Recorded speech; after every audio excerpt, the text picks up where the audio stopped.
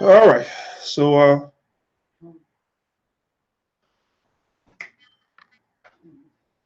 just give me 1 second, family.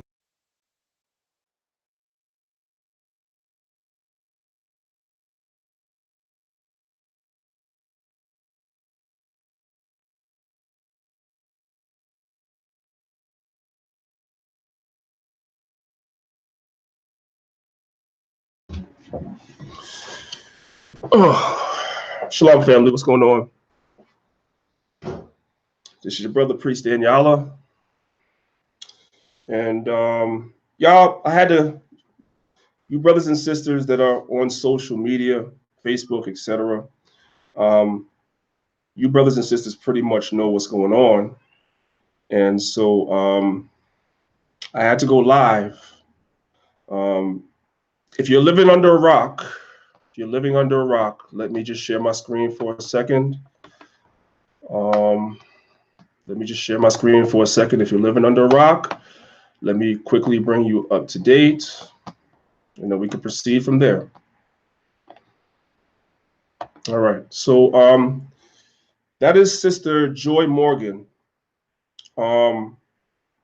Sister Joy Morgan was a member of Israel United in Christ, their London camp, and the sister's been missing since December.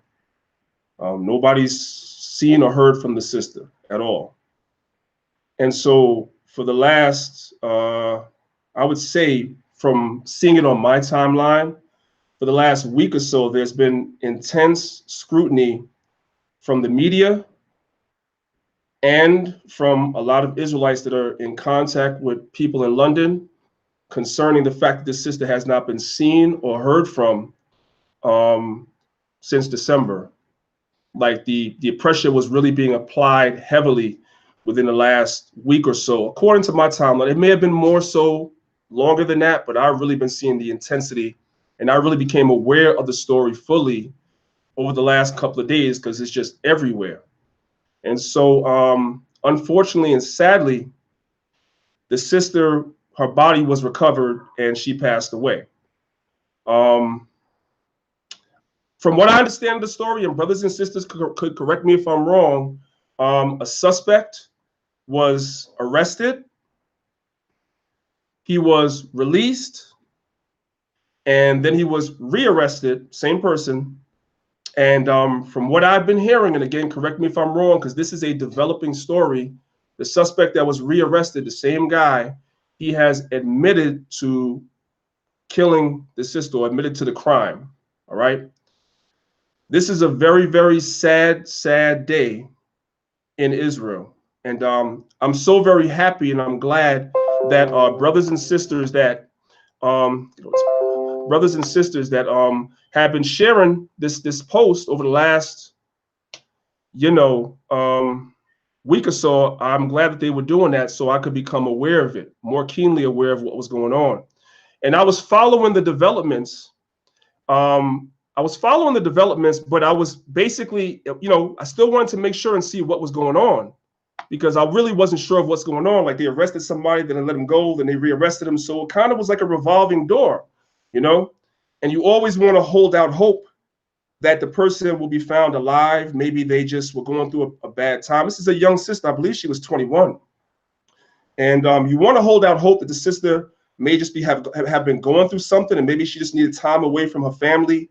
Maybe she needed time away from the brothers and sisters that she was congregating with. I don't really know what was going on. So you kind of hold out hope for that. That is what you pray for.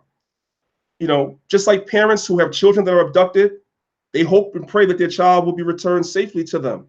And the family was hoping and praying that the young lady be safely returned to them. So I kind of wanted to keep that same spirit. So I watched the story as it developed.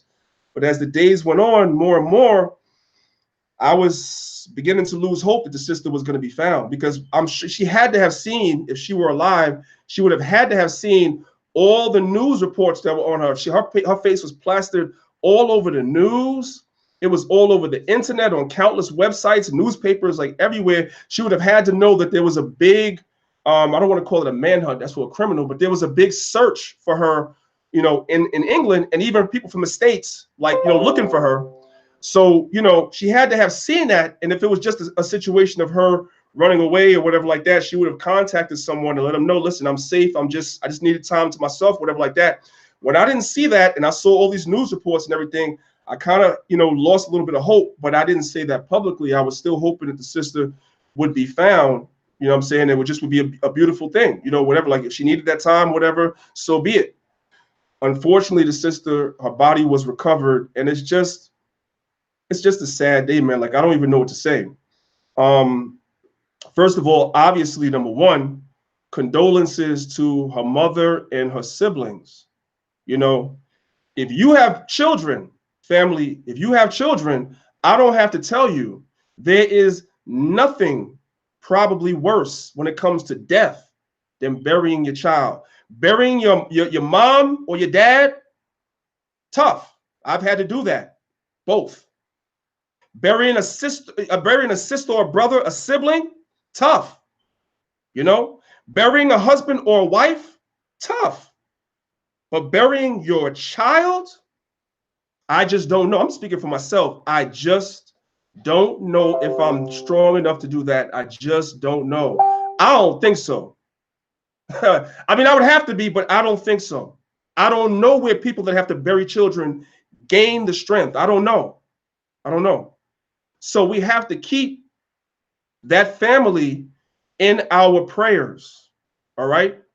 And maybe we as Israel, you know, someone that's a little closer to the people in England, maybe we can coordinate something to try to, you know, as Israel, regardless of camp affiliations, as Israel, try to assist the family possibly in burying the sister, because we don't know if they're prepared to do it. We don't know if they have the money. We went over this before, family. Burying people nowadays is expensive. You're talking about between $5,000 to $10,000 for a cheap funeral. A cheap funeral. You see? We don't know if they're prepared to do that. But as Israelites, maybe we can come together and do something to assist in the burial of this family. Like I said, it won't be me because I don't know anybody in England.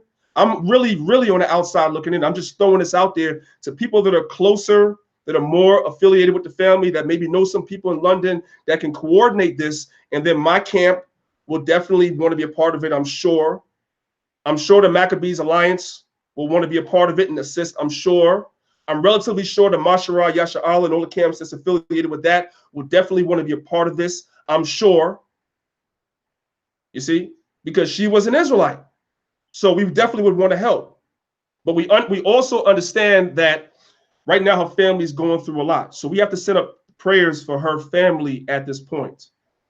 It's a very sad day, family. Like, I'm just, you know, my mind is all over the place. Yeah. Oh, that's what I wanted to say. Also, I saw that brothers and sisters have been calling for a nationwide fast. Before she was found to have been passed away, brothers and sisters were calling for a nationwide fast for the sister. Just because her body has been found, I don't think that we should abandon that. I think that everyone that was planning on doing the fast, I think brothers and sisters should still do it, because we have plenty of reasons to fast. Plenty of reasons. Our people are sick. I say it all the time. All the time.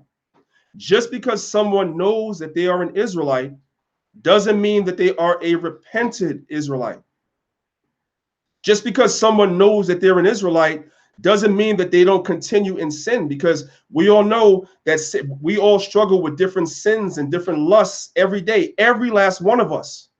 And some of us are stronger and able to overcome our negative self, the evil that's within our members. Some of us are able to overcome that better than others. And some people are not able to overcome it at all. They just know they're an Israelite in name, nominally only. Okay? So you're going to have these people. The more people that come into this Israelite movement is the more people you're going to have that's going to be coming from all walks of life with all manner of problems. And they're going to be at different levels of repentance. And just because you see somebody that's a part of an organization, just because you see somebody that's in a camp, just because you see somebody in a garment, doesn't mean that they fully repented at all. It doesn't mean that. Just like you have that same problem across the board with black people. You got Muslims that still sell drugs. A lot of Muslims are heavy in the drug game. They'll make salat. They'll go to Mecca and bow down before that rock, and then they'll come back and sell drugs to their own people and be in prison, you know what I'm saying, for selling drugs and murdering their own people. Because at the end of the day, so-called Black, Hispanic, and Native Americans, us as a people, we're sick. We're sick as a people. And so you're going to have people that come, just like in Christianity, you have people that kill people all the time in Christianity. You have pastors that murder their wives and members that murder pastors and wives all the time. Even though they're supposed to be Christians and believe in Christ, it's supposed to have repented. It happens all the time because you have different people coming in from different walks of life that have not fully repented at all. At all. That's why the Bible says we should what? Examine ourselves. How often? Daily. Daily.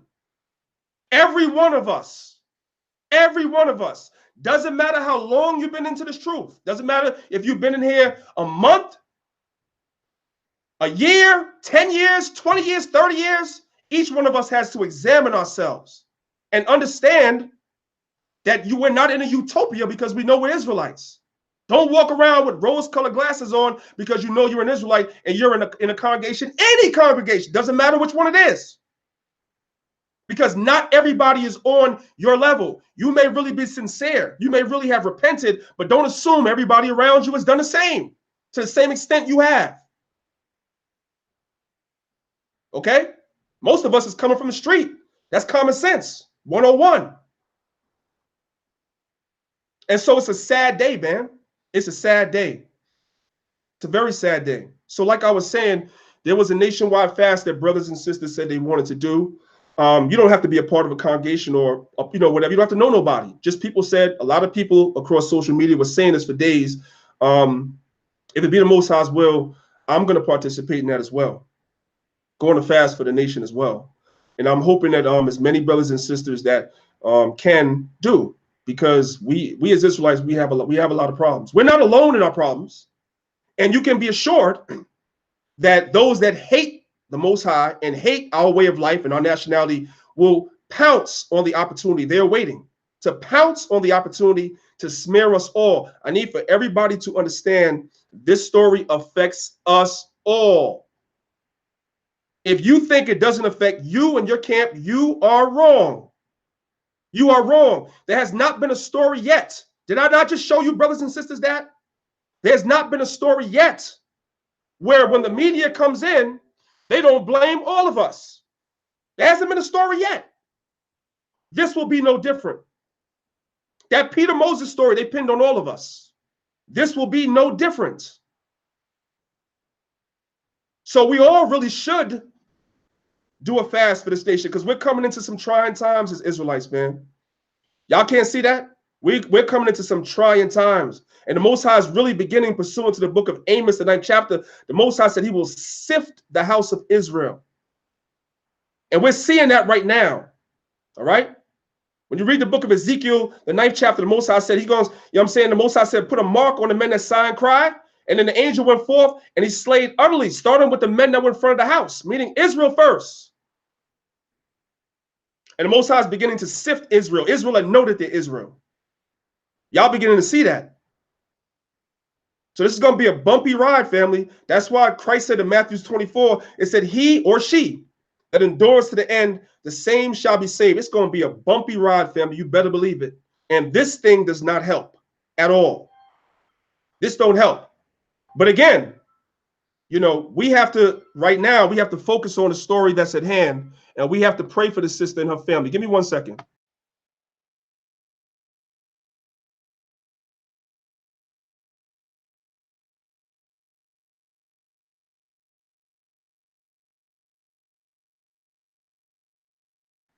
I apologize, family, for that.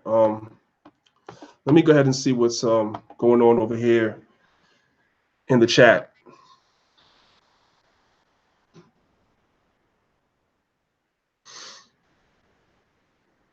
Okay. So Pit Dog 62 asked me to recap.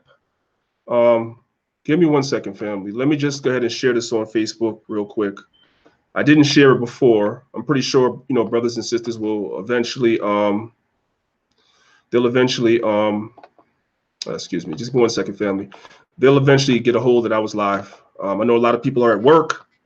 So, yeah, just give me a second, family.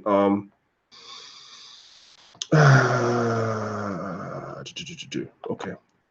Just sharing it to a couple of groups so that anybody that's not aware of what's happening can, come into the live stream and watch it, and they can be brought abreast of what's going on. Just give me a second, family. So to the brother that asked what's going on, I believe that's a brother that asked what's going on. If you're not, I apologize. So we have Sister Joy Morgan.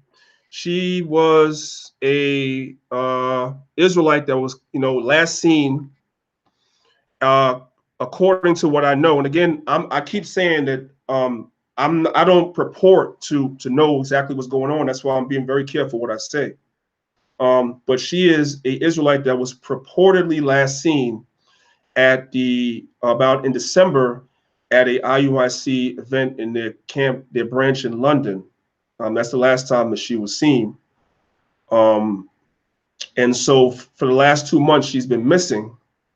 And recently, because time has accumulated so much, I'm not saying that brothers and sisters that knew what was going on haven't always been questioning it. I can honestly say that I know that a lot of us didn't become aware of it until very recently. She's been missing for 2 months. From what I heard, she didn't make her rent. And so her landlord made her family available. And again, if that's not the story, anybody can feel free to correct me in the comments, but this is what I remember hearing. She didn't make her rent. So that's her family was made aware of that. And that's how they knew she was missing. So there's been like a really extreme push over the last, I would say on my timeline, speaking very specifically about what I've been seeing over the last week or so, to try to find what happened to the sister because she was last seen at one of their events. According to what I know, what I've seen in the news reports, because there were news reports in England, about this. There was someone that was arrested that was also a part of the London school in connection to her missing, but he was released. I don't know the terms of the release, so I'm not going to speak on it. And he was rearrested. I saw the reports of him being rearrested yesterday. I'm not sure when he was rearrested. I saw the reports of it yesterday that he was rearrested, which gave me pause when I saw that, because if they come back to get you after they let you go, that means that they got some more questions or they got something. And sure enough, literally about now maybe 45 minutes ago, I began to get texts and calls and everything from people saying that the sister's body has been recovered. And according to one individual who did a video before me, he said that he's been in contact with people in London, and they're saying this brother that was arrested has confessed to taking that sister's life. So that's where we are right now. I'm not probably the best person. There's plenty of other people on social media that could probably give you more details because they're speaking with the people in London. I don't know a lot. What I can say is that I want answers. I can say that. I'd like answers. I'd like to know what was going on. I'd like to know who knew what when. And I think that we should get those answers soon, because the media that hates Israel is coming. The conscious community that hates Israel, this is an opportunity. Watch the opportunists. Watch them. Watch the opportunists. They're coming. Okay? To smear us all. So this is a nationwide problem. You might think, oh, well, it has nothing to do with me. It has nothing to do with us. That's what you think. And that's how I know a lot of you Israelites, man, you are simple as hell. And absolutely have absolutely no discernment whatsoever. If you think something that makes major mainstream news that affects one camp doesn't affect you, you are out your mind. You are out of your mind. Go back and look at the story of Peter Moses, right? When the media was talking about Peter Moses, did they mention his camp affiliation, or did they just say he was an Israelite? They just said he was an Israelite. That's all they said. That's all they said. And I found myself and others having to make the differentiation. They leave that for us to do. They don't do that. They don't do that. We just saw what happened in DC, right? They just jumbled the whole thing up, put everybody's goddamn picture in there. Everybody. Right? They didn't differentiate. So that's coming. So we as Israelites, whether you understand it or not, this story affects us all. All right. Number one, she was our sister. She was an Israelite. She lived her life as an Israelite, according to what I know. Right. Her family, according to even the news report with her mother wasn't too happy with her being in the truth. Was not.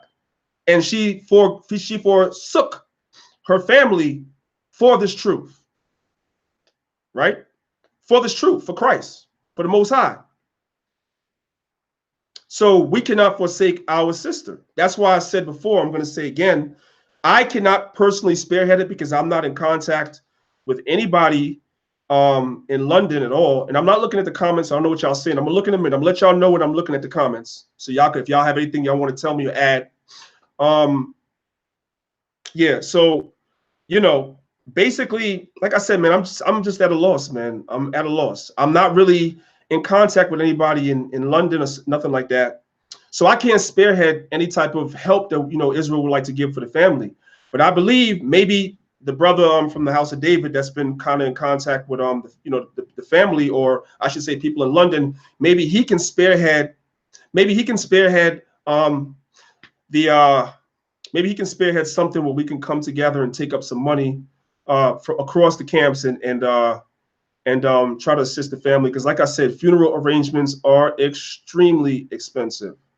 And most people, unfortunately, don't prepare for death, especially for a 21-year-old. The young lady was 21 years old. Like nobody was planning for her to pass away whatsoever. So I'm relatively certain that they're going to need some help. And even if they don't ask for it, we as Israel, we should offer it. You know, we should. That's just where I'm at with that. Let me take a look at some comments. Hold on a second. Okay. All right. Give me a second, family. Like I said, this is tough for me. All praises. Okay, so the brother Zion Awakes, which is brother Mathathua from the House of David, he said he actually spoke to the family. So Mathath, if you could do me a favor, right? Please, once you get all the details together, coordinate something with the Mashara, Yasha'Allah. Try, you know, you brothers, you elders that are on that council, y'all try to have a council as soon as possible and try to coordinate with all the camps that are part of the Mashara, Yasha'Allah. We're going to do the same thing with the Maccabees Alliance. Let's come together and, you know, do something coordinated to see how we can help the family in this time of need. Let's not wait on that either. Let's not wait on that either. Please, you know, reach out to me as soon as possible with that, because since you've been speaking with the family, you're the best person to coordinate something so that we can go ahead and, you know, help the family and let the family know that we are there for them in this time of need. This does not represent all Israel. And we even though we didn't know the sister and she didn't congregate with us, we still love the sister. You know, we still love the sister. We're still concerned for the sister. We're still concerned for the family. And it's never easy for a parent, you know, Brother Zion, you know, Brother Mathafi, where you have children. No parent is just, imagine if you had to bury your child. I can't even, it's unspeakable what they're probably going through right now. Like I said, one of the reasons why I was only sharing, you know what I'm saying, you know, praying for the sisters to be found and sharing things is because I'm not in contact with anybody. So I didn't want to say anything that I wasn't aware of. But I was definitely following the story, and my heart is broken for a lot of reasons. For a lot of reasons, you know. And like I said, you know, we really, man, this is a time for everybody to examine themselves. I cannot say it enough. Everybody examine yourself. Examine yourself, man. Examine yourself. Have you really repented? Really? You know you're an Israelite, but have you really repented? Do you still harbor hatred in your heart for your brother or your sister? Do you? Do you love your nation really? It's a question. Shalom to my brother Yahoel. Yakol. I know that's my brother right there, family. Brother Yahoel Yakol. That's my brother. He is a member of IUIC. I know that. So I just, I'll say it again. I'm hoping that at some point we get some more answers to what's going on, just because we don't know. And here's what I'm saying, right? Here's what I'm saying. And just try to understand what I'm saying, Israel. We're coming into a time now where there's intense media scrutiny on Israel. I know I keep saying it. Y'all wonder why I keep saying it, but there's a reason why I'm saying it. There have always been these sort of things that have gone on everywhere else in every sector in the black community, right? Unfortunately, you have Christians that murder other Christians, church-going, pastors that murder their wives because they haven't truly repented. They were full of, you know what? You see what I'm saying? And so now, as Israel begins to grow, you're going to have people that's going to come into Israel not fully repented, and you're going to see things like this. You're going to see things like this, right? I believe we as Israelites, we must be ahead of the story, not behind it. Not behind it. We must be ahead of the story. When something like this goes down, right? We need to be out on the forefront speaking about it, not waiting and then later on come behind it and be like, we'll see, yeah, whatever. Look, something has to be said. Something has to be said. And I'm just hoping to hear something, hopefully, from, leadership of IUIC, who I know those brothers. Everybody knows I know those brothers. I'm hoping to hear something from them when, just so that we know what's really going on, what's true and what's not true. That's just what I want to say about that. But we don't want to make this anything else about other than the family who's suffering right now. The family is suffering right now, family, and we have to remember that. We have to remember that the family is suffering right now. There's a mother that done lost her child, and not just her child dying of natural causes. Her child was murdered. You have to. Do you understand what that is, man? We don't know what that young lady went through before she was murdered. What happened to her before she was killed? What was going through her mind before she was killed? Do you understand? There's so many layers to the onion that we have to really examine. And so, nobody on the listen, family, just so y'all know, nobody on the Common Board has to apologize to me. We all are going to deal with this our own way. And you brothers and sisters, you're going to have your own comments to make and your own perspective on the story. So I'm not trying to get anybody to look at the story from the way I'm looking at the story.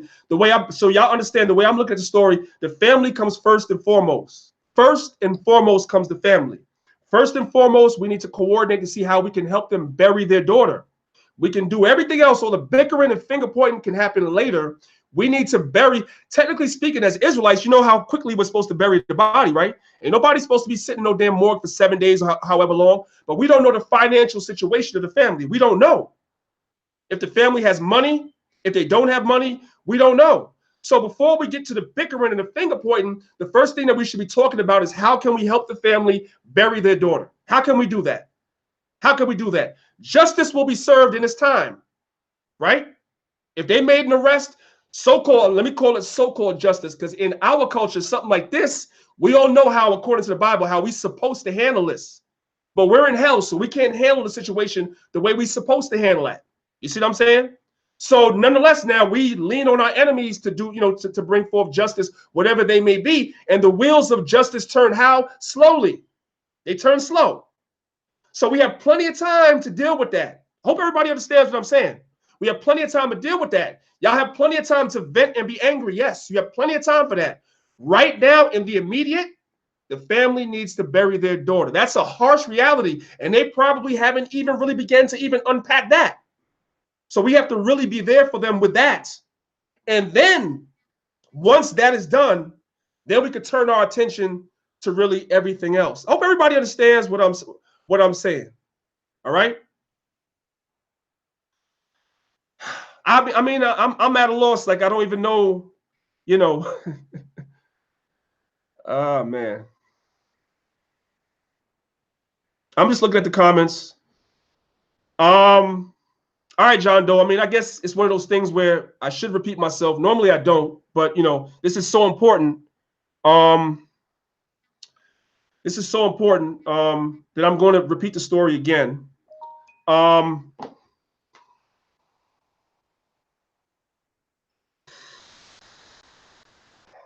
Give me a second.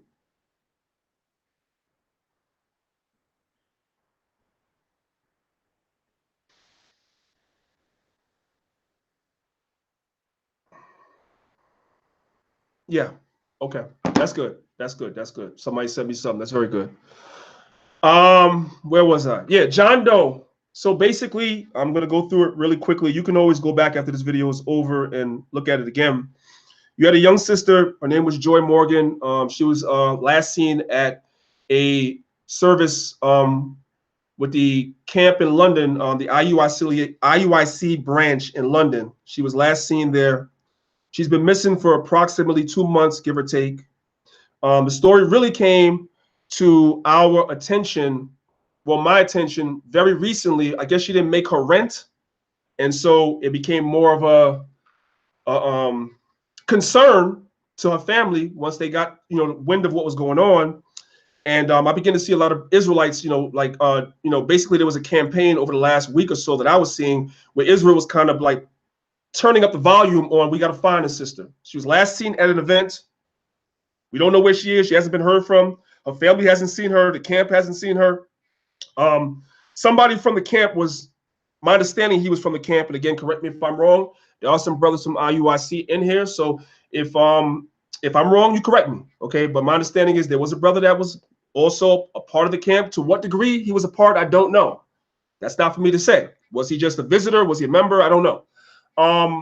So I'm not going to speak on nothing I don't know, and I don't care if somebody gets mad. I don't speak on things I don't know. If you don't know me by now, I don't speak on things I don't know, because if something happens to me, I don't want nobody speaking on what you don't know. So I'm going to speak just based on what I've heard, and you could correct me if I'm wrong. So the brother was arrested originally, and he was released. And he was rearrested. It appeared on my timeline yesterday that he was rearrested yesterday. When that happened, I felt very bad, because I said to myself, if they came back for you a second time, and sure enough, today, about an hour now ago or so, I got a message from, it began to circulate on social media that the sister, her body was recovered. So she's dead. And last I heard, the brother is in custody. And that's all we know. And so what I'm trying to impart to the family, so about not her physical family, I'm talking about y'all, is that we're at a time right now where all your comments on the comment board demonizing IUIC is not going to help right now. All your comments demonizing the brother right now is not going to help right now. What is going to help is that you reach out to the brother Zion Awaits. If you're not friends with him on Facebook, send him a friend request, go into his inbox, reach out to that brother, and I'm calling on that brother to coordinate something nationwide across the board to as many camps as are willing to participate, as are willing to donate, that we, whether the family asks us to or not, whether they asks us for the money or not, that we need to coordinate and we need to come up with something to assist the family in burying the sister as soon as possible. Our Israelite customs is that she should be buried immediately. We already know that that's not going to happen, right? Because we don't know the financial situation of the family. But let us not prolong this. Let it not be a situation where a body sits in the morgue for a month, like when one lawyer died, because of confusion. You see what I'm saying? Let us try our best to help the family. That is where 100% our focus should be. 100%. All the comments that you post on social media is only you venting. How does that help the family? Think about that, family. I know y'all gonna go do what you're gonna do, but just think about what I'm saying. All the posts that you make on social media, how will that help the family? Let us come together and help the family first. And then We'll deal with everything that comes afterwards. All right? That's important, family. That's important, right? And also be prepared to see those that hate Israel. This is their shining moment and their opportunity. And I will take time to remind anybody from any community, look in the mirror, because I could show you where people that dealt with Christianity kill people all the time. This is not an Israelite thing. This is a Negro thing. A Negro that did not repent. Simple as that. A Negro that did not change. Simple as that. They know that the Israelites, they didn't change. Just like you got Muslims that sell drugs to their people and know that they're Muslims. Make salat and go to Mecca. And will come back and kill somebody, sell their own people drugs, sell pornography in their stores, okay? Prostitute black women in the ghetto. You got these damn Muslims selling out people ham and pork, talking about they Muslims. Let's be real. Let's be real. All right? Just because you claim something doesn't mean you are that. That's why the Bible says, he that is a Jew is what? One inwardly first. The transformation comes from inside first and then manifests itself outward. It's not about the fringes. It's not about the garments. It's not about the long Hebrew name. It's not about that. It's the inward transformation first. You used to be an adulterer. You're not an adulterer no more. Used to be a drug dealer. Now you look at your past life and you're ashamed that you were a drug dealer. You used to be a murderer. Now you wake up, you're ashamed of that you ever participated in that. That's that inward transformation first. That eventually will show on the outside because you'll begin to start keeping the commandments. You'll grow your beard. If you're not circumcised, you'll get circumcised. You'll start putting fringes on your garment. The outward is last. That's what Christ is saying. Christ is not saying, like what some of you Christians teach, that you, as long as you're a Jew inwardly, you could be a Gentile. That's not what that's talking about. It's talking about the transformation starting inside first. That's why the Bible says, examine yourself. Examine yourself. This is an opportunity for each and every one of us, regardless of camp affiliation, to examine ourselves. And whatever dead men's bones, whatever wickedness, whatever leaven you have in yourself, get rid of it. That's why in the book of Jude, Christ said that, I'm saying, yeah, I believe it's the book of Jude, but Christ said, if you hate your brother, you are what? A murderer. Because the thought of murder starts where first? In your mind, before you do the act.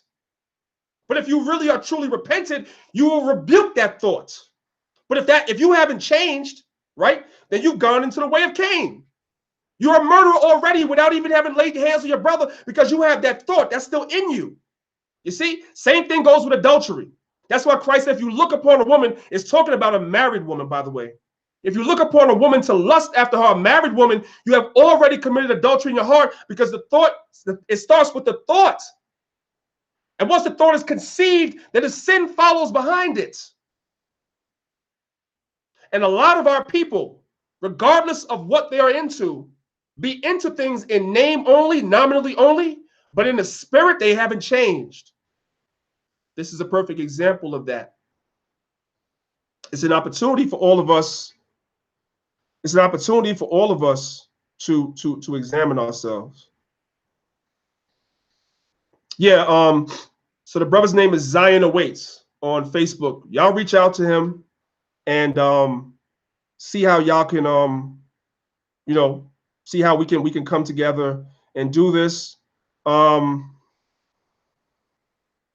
If anybody that's, however I can help, that's all I can say. This platform is open. If anybody has something they want to come on that can further shed light on the situation, that's a little closer, that can give you more accurate information than I have, you're free to come on the platform. You can reach out to me, Daniel Benjamin on Facebook. You can email me, Maccabeestv, just like the Judas Maccabees, just like it's spelled in the Apocrypha. Reach out to me, Maccabeestv@gmail.com. However I can assist. If I can bring the family on to talk about this, the platform is open, whatever. If they want to talk to Israel, and they should talk to Israel and tell us how they feel, the platform is open. But I want you brothers and sisters to be aware of something. Just pay attention, because those that hate Israel, this is an opportunity. And there is more to come. The Most High is sifting Israel. And if you have leaven and hatred in your heart, you're going to get sifted. You're going to do something that's going to cause you to be sifted. So you need to prepare. Everybody needs to prepare their spirit. So like I said before, at the expense of being repetitive, and I know I'm going in circles because there's more and more people coming on, but brothers and sisters said they were going to do a nationwide fast. This is nothing to do with no camp. This is something you can do in the middle of your house. Nobody has to know you're doing it. But brothers and sisters said they were going to do a fast this upcoming Friday and Saturday. They were going to do a fast. This is before the sister her body was recovered, just so that she came back home. I don't necessarily think because she has been found, unfortunately, to have been killed, that we should abandon the fast. I think there's more for us to fast about than just a sister that was missing. I think that we have a lot more issues as Israelites, as Black people, so-called Black and Hispanic people in general. I think we got way more issues. There are at least 1,000 reasons why we should fast. And again, I mentioned this before. Fasting, you denying yourself food and water, and your body begins to crave those things. You can not be, listen, you can go days sometimes you're not even that hungry. You just drink a lot. You notice, after the day is going by, I didn't even eat nothing today, right? But the minute that you decide, I'm going to do a fast, your mind, your subconscious, your mind begins to kick in. Now you're hungry. Now you have every craving in the world. And so now you really got to fight to deny yourself the food. And then you get through that fast, you realize, you know what? I never needed that food to begin with. So it is with sin. So it is with leaven. You see what I'm saying? If you can deny yourself something that you need to sustain you, food and water, for a certain amount of time, you surely can deny yourself that leaven or that sin that's in you. You can get rid of it. It's symbolic to that, to a degree. I got to do a whole show on fasting. And each and every one of us, that's something that we need to do. That's something that we need to do. Pardon me. Give me 1 second, family. As I'm talking to y'all, I'm getting text messages and different things.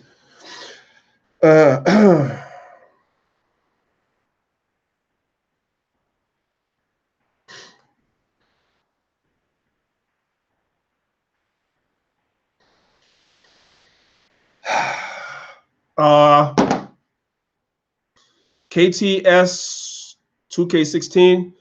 No, we don't know the motives. We don't know. We don't know.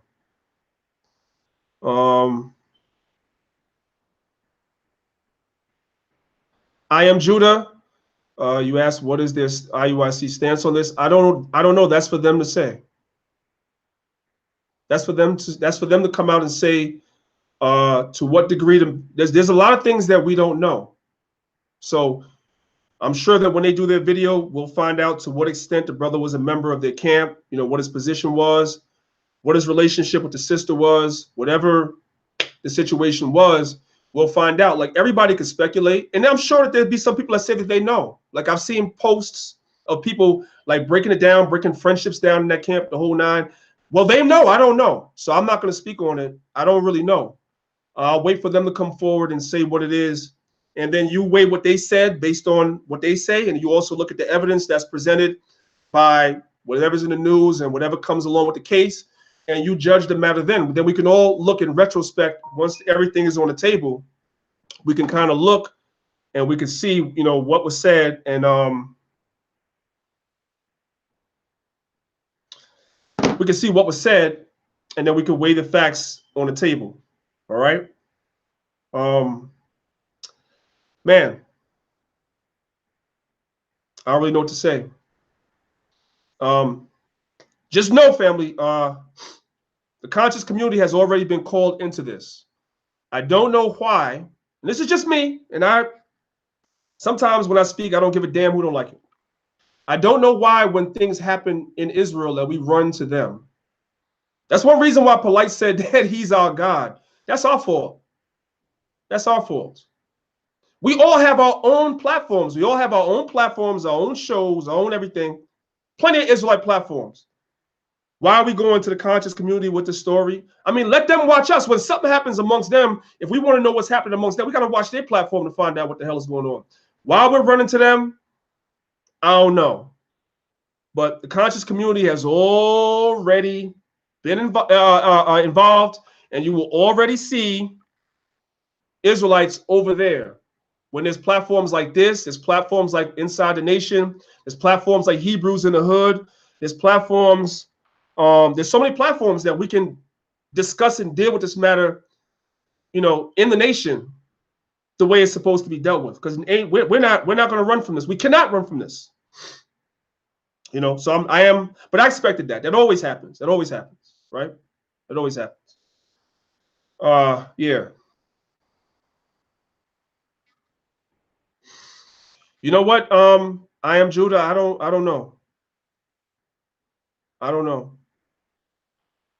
Yaakov, yeah, that's he put up Sirach 11:7, and we do have to apply that, right? I try to apply that in every situation that happens in Israel, sometimes to my own detriment, because people are always like, you know, when something happens right away, I need for y'all to know, when something in the station happens right away, no matter what camp it is, it's always brought to my attention. Somebody's always inboxing me or contacting me. What do you think? What do you think? What do you think? You know what I'm saying? And I'll be having to talk brothers back like, look, let the situation kind of unpack itself a little bit before you say something, because you very well could be saying, you know, giving out disinformation. So let the situation kind of unpack itself. If facts are laid on the table, then we could talk about it. Sirach 11:7 is a very important scripture. I know in our anger and right now in our sadness for what happened to the sister, I understand from a human perspective why brothers and sisters want to, you know, say something right now. You know, I understand, and I'm not going to tell nobody what they can and can't say. I'm just going to say that I'm going to try to stick to the facts as closely as I can. And as I know more, I'll speak more. And hopefully, like I said, I know the leaders of IUIC for the most part, and they're free to call me. They're free to inbox me, email me their numbers. If they want my number, they can email me, and we could talk. You know, and you know, they can let me know what they would like for me to say on this platform. To the family that may not see their shows or whatever like that, I'll be more than happy. They're also welcome to come on Maccabeestv TV to tell their side of the story as well, what they know, what they don't know, what's true, what's not true. They're welcome. I think that we as a nation, once we put aside our emotions and our feelings, we should just all want to know one thing, the truth. What happened? That's all we should care about. What really happened, period. And that whatever happened, according to Esau's, because we know what justice according to our laws really are. But according to Esau's laws, we should pray that justice be served. I've gotten a few requests from brothers and sisters to set up a prayer for the family. I don't normally pray in public pursuant to the scriptures where Christ said you pray in secret. But this is not a usual situation. And so it'll just be a very basic, I'll do it because I've had more than one request. I will do it. And I'm going to do it in English so that everybody understands. Yahael, Cole, I appreciate that. You said that the brothers, the IUIC camp brothers and sisters respect me, and I respect you all too, you know? And so I know that just because you are, or anyone is affiliated with a camp, you're not guilty by association per se if you had nothing to do with it. I mean, let's be honest. I don't know what the exact number is, but what do y'all have, like between 80 and 100 schools? You know how big of an organization that is? You know how big of an organization that is?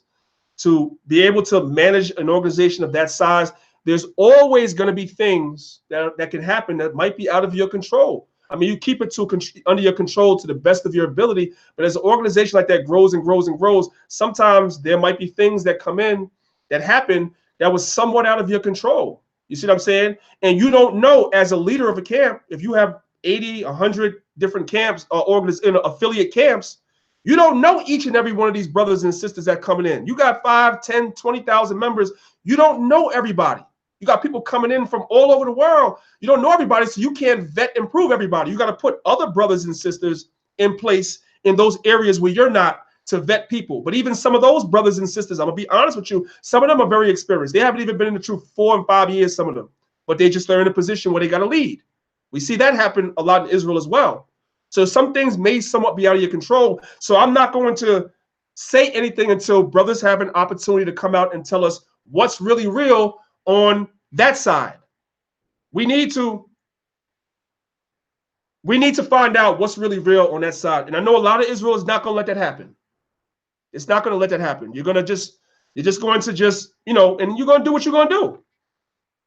Right. But I know a lot of good brothers and sisters in that camp. And that brother that's on the comment board right now, he is definitely one of them. He's been a huge supporter of mine.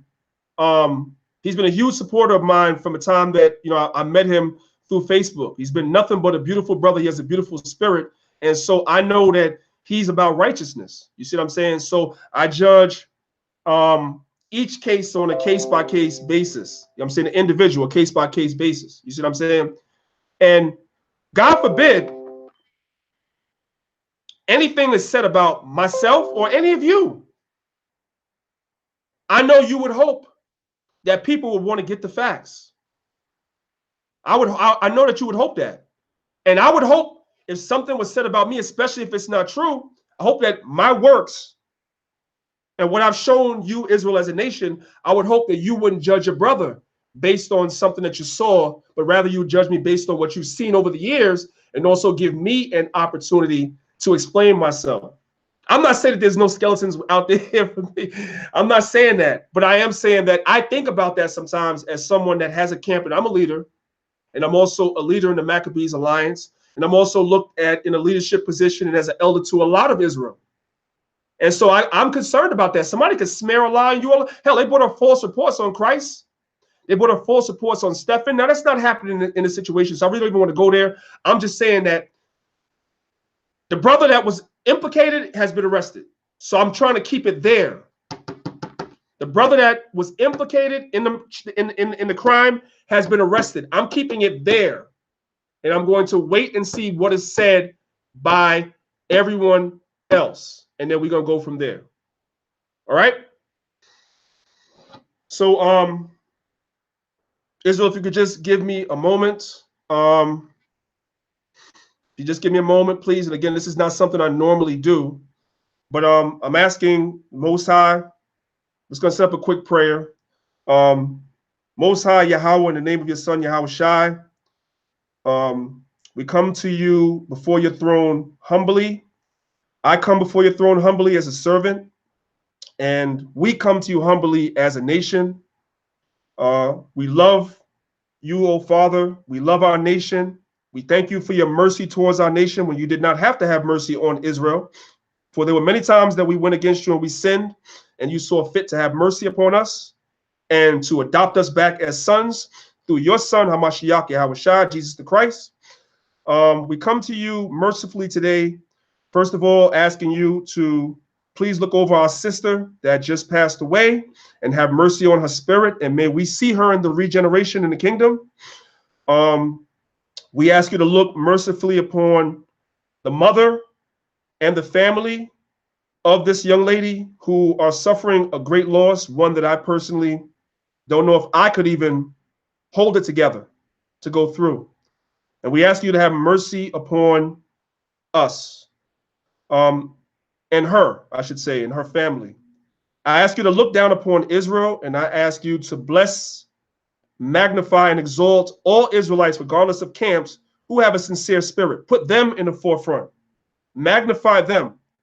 And I ask you to purge out every nigger in Israel that ain't right, regardless of camp affiliation. I ask you to purge them out and make them manifest before all of us, regardless of who it is. In the name of your son, Yahweh Shai, we ask these things, and I say amen. I'm not going to really go deeper than that. Man, I don't know what else to say or do, y'all. I'm just going in circles at this point.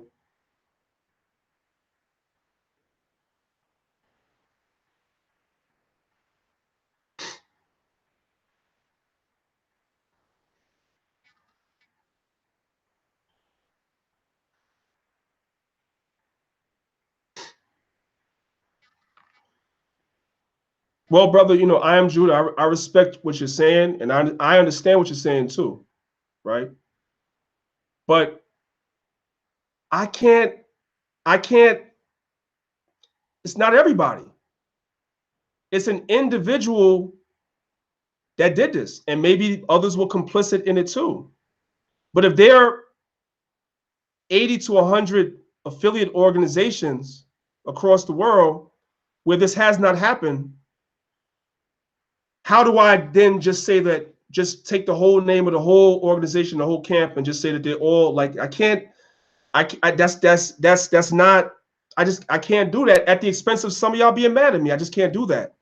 I want the person that was responsible to be punished, but I want to give the organization, the camp, the leadership an opportunity to say something about it. And then if it is not, if I don't deem it to be sufficient, even for myself personally, I say this in front of all of you. I know how to contact Asaph. I know how to contact Abiel in Oklahoma.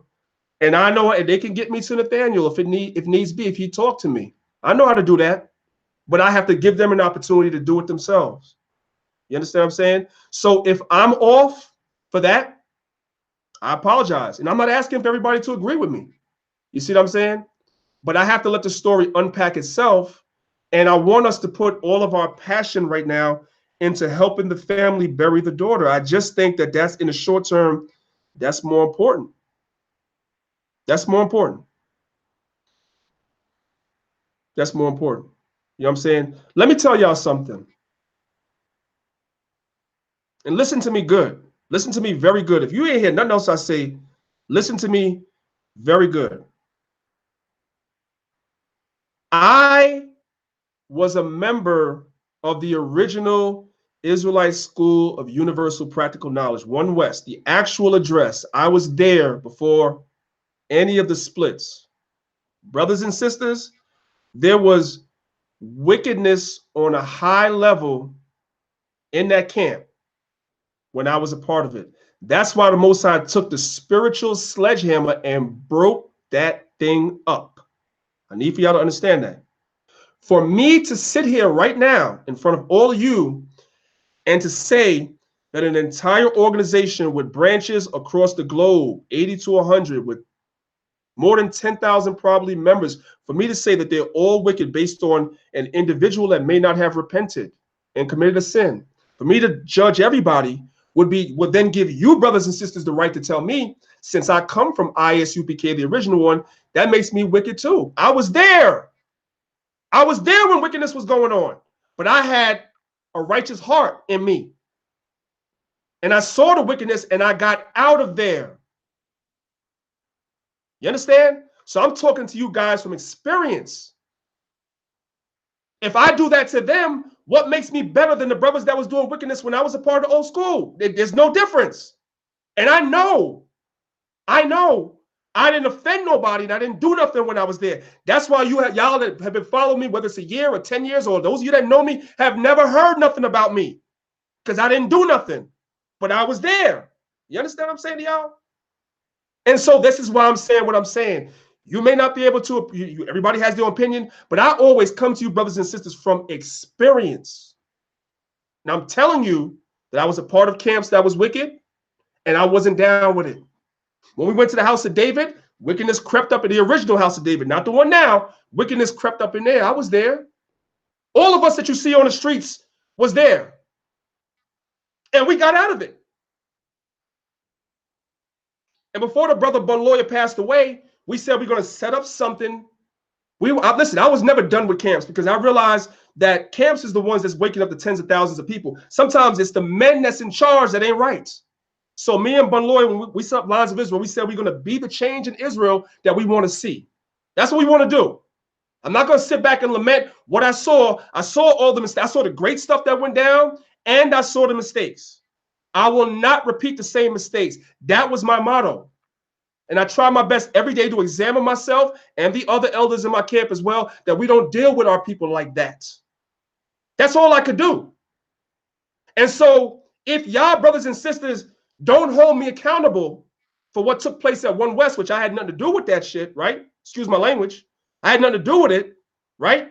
Then now looking at this situation, How do we judge brothers and sisters that we don't know that's a part of the organization that's righteous? How do we do that? How do we just take the whole thing and now I can't do that. That's what I'm telling y'all. I can't do that. And I'm so sorry if y'all don't agree with me. I'm sure as always, every time I do a video, you got people doing response videos to what I did. So you can do a response video to this. You can be irresponsible. I'm not going to be irresponsible. And half the brothers that make response videos, either you yourself or leadership in your camp was at One West when wickedness was going on too. And if they're not to blame for what happened at One West because they wasn't doing it, and I'm not to blame for what happened at One West because I wasn't doing it, then how are we going to blame everybody that's a part of that organization? How are we going to do that? You can't do that. So I'm telling y'all, we have to let the situation unpack itself. Let's keep everything, for me, let me speak for myself. Keep everything in perspective. She has a family that's mourning. We need to help that family. There's an individual that was arrested. He's been implicated. We need to keep our focus on that. And once they come forward and say what they have to say, if it is not sufficient, then we'll take it from there. We'll take it from there, right? I think that that's fair. I could be wrong. Apparently, for some of y'all, I'm wrong because my moderators are timing the hell out of some of y'all. You know, it's all good.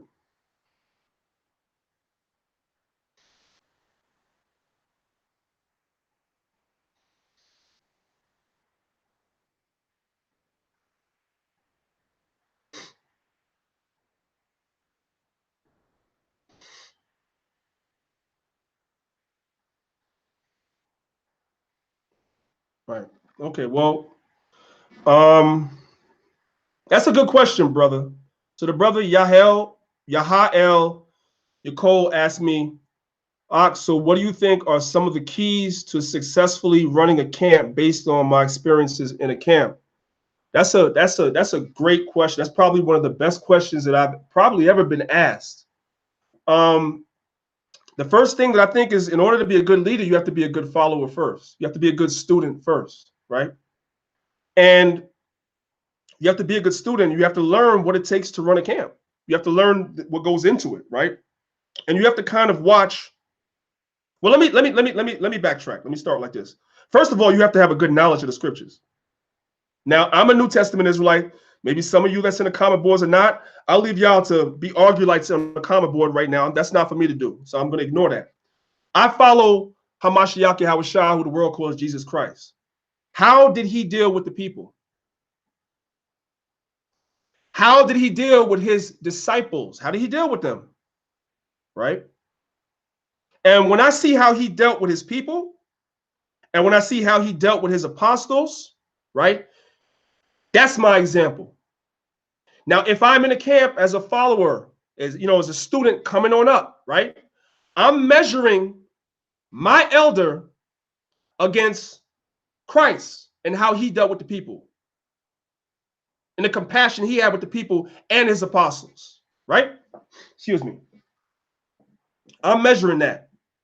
And if you're not measuring up to that, then you have no business leading anybody. Remember when they came to arrest Yahushua Christ, what happened, right? When you go back and you read and you put the Gospels together, you realize that when they came to arrest Christ, they came to arrest all of them, right? And so when Christ introduced himself, he said, I'm the one you're looking for. The scripture said that they fell on the floor.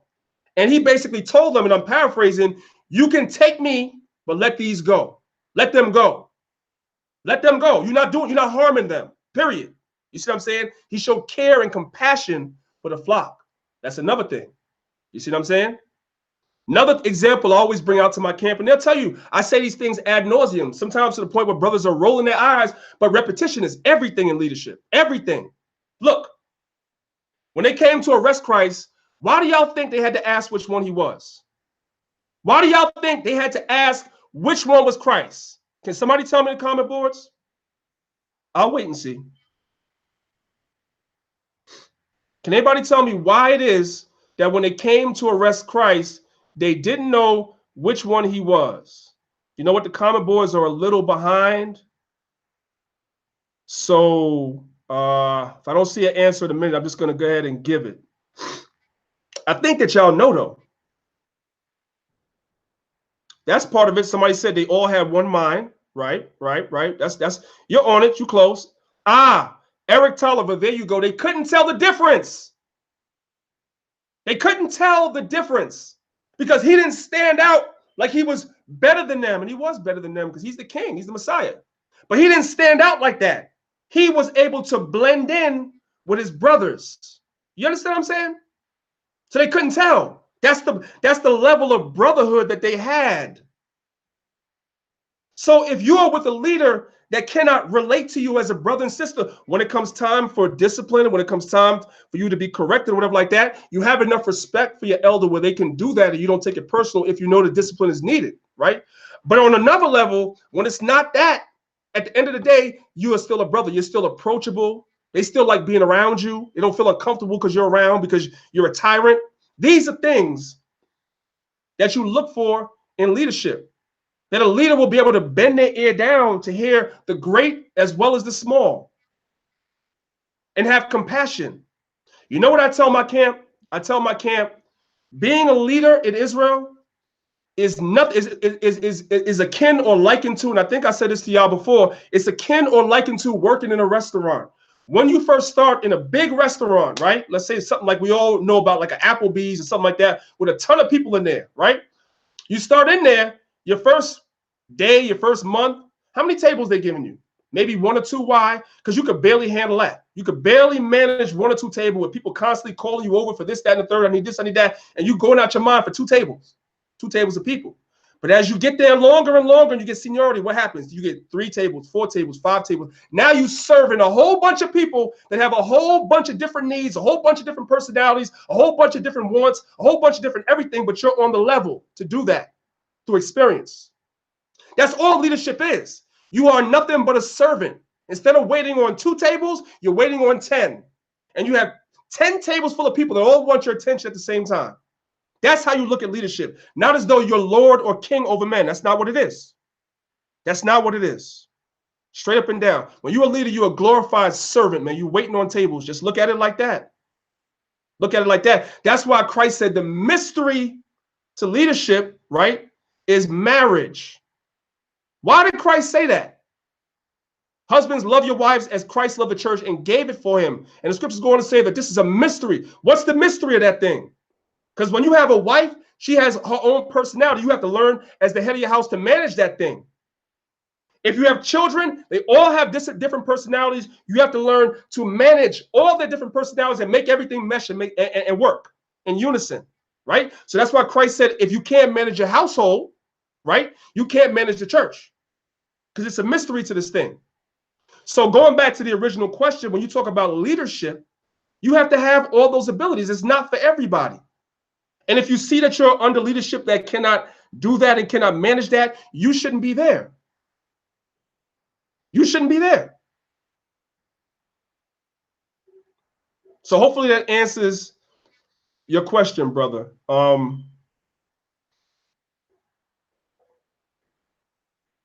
Yeah. I don't know. Yeah, I know I'm a little, I really don't know what else to say. I'm kind of just looking at the comments to see if anybody else asked any other questions. Yeah.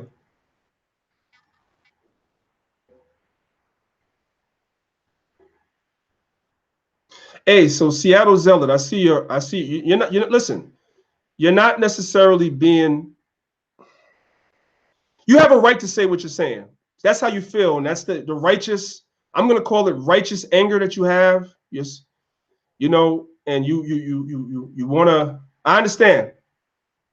I understand why you're saying what you're saying. So I don't want you to assume that I'm mad at you. But one of the reasons why the moderators might have been putting you on timeout a little bit is because at the end of the day, right, you just want to be careful what you say in case that you don't have all the facts. We just know what we know.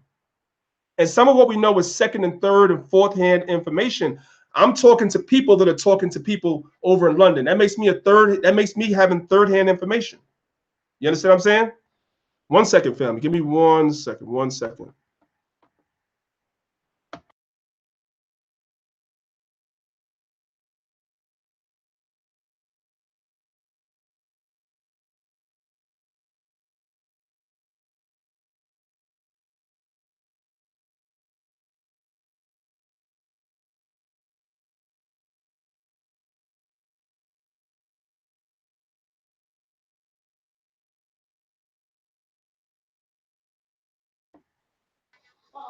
I apologize, family, for that. At the end of the day, still got some family business here going on. I still got some things going on in the house. So I apologize for putting y'all on mute. Just had to make sure. I got to get out of here at any moment. So I'm waiting for someone to actually come here.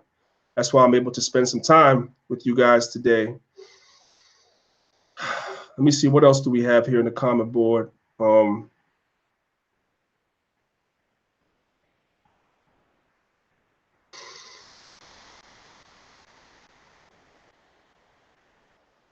So Hadassah, yeah, 1 Peter 4. She's a young lady who lost her life allegedly she was a member of the Israel United in Christ Church in London. She apparently lost her life to another member, allegedly. I'm saying allegedly because being on here with y'all, like, I haven't been able to see what the latest. Well, she did die, but I've only heard that the guy admitted it. I haven't really actually seen the reports myself yet. So I'm saying allegedly it probably is 100%. Obviously, for people that are, following both, but being that I'm on here talking to y'all, I can't be, someplace else. So if y'all have any late, breaking news, y'all can feel free to put it in the comments to edify the rest of us, including myself, as I, as I talk to you.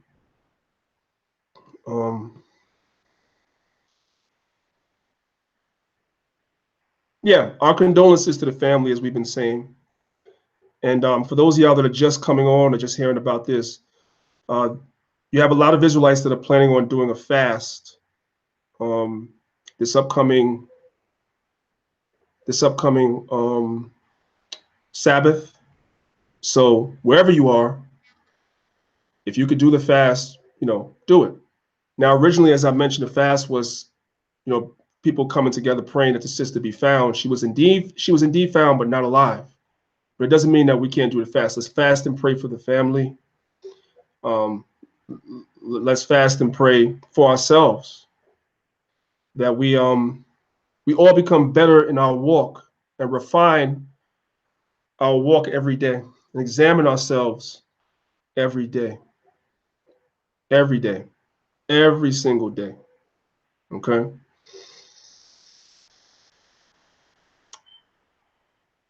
The bad press is not over, family. You do realize that the man that calls himself the Comforter is going on trial this year for what he did in his congregation. It wasn't murder, but still pretty bad. There's a lot more bad exposure for Israel coming by individuals that do wrong.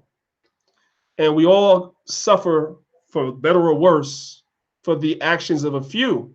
And the higher up they are in the tree, as far as leadership and notoriety, is the worse it reflects on on us as Israelites as a whole, even though, to be quite honest, in terms of the fact that across the globe, there are millions of Israelites.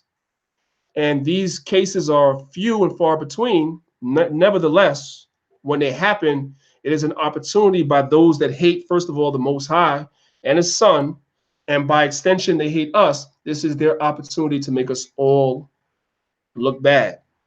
But we can't even focus on that at this moment right now. We just have to focus on the family. So, I think I've repeated myself about 10 times.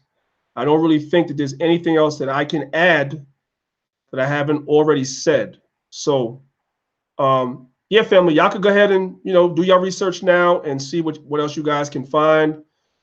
If you're on Facebook, just go over to the brother Zion Awaits page. He's in touch with the family, so he'll probably have really, really up-to-date information about what's going on. So y'all can definitely get over there. I'm pretty certain that he'll probably do another show, later, with any updated details, as well as other people on social media are doing that as well. And I'll be back too. But I'm not going to really come back unless there's really a need for me to come back. I'm going to wait for leadership. The ball is in their court now. I'm not saying they're gonna do what they're gonna do. I'm not saying they have to, but I know I'd like to see it. The ball is in their court now to say what they need to say, and then we as a nation will take it from there. All right. That's it for me, fam. That's it for me. Let's just pray. Let's just pray for our family. That's it for me, family. Tomorrow, Yisrael, brothers and sisters are requesting that the fast be done on the Sabbath. Right now, Israel, we all know there's about 10 different breakdowns for the Sabbath. I'll leave y'all to argue about that. It's being requested that brothers and sisters do it on the Sabbath. So I celebrate the Sabbath Friday sundown and Saturday sundown. Some of you guys follow the new moon Sabbath. Some of y'all do morning to morning. If you can do it on the Sabbath, do it on the Sabbath. Can we just leave it there for now? Right? We can get back to arguing next week. Can we get back to arguing next week? Just for now. Can we leave it here? Let's do that fast. You know, and yeah. That's it. All right. So with that being said, I love y'all, Israel.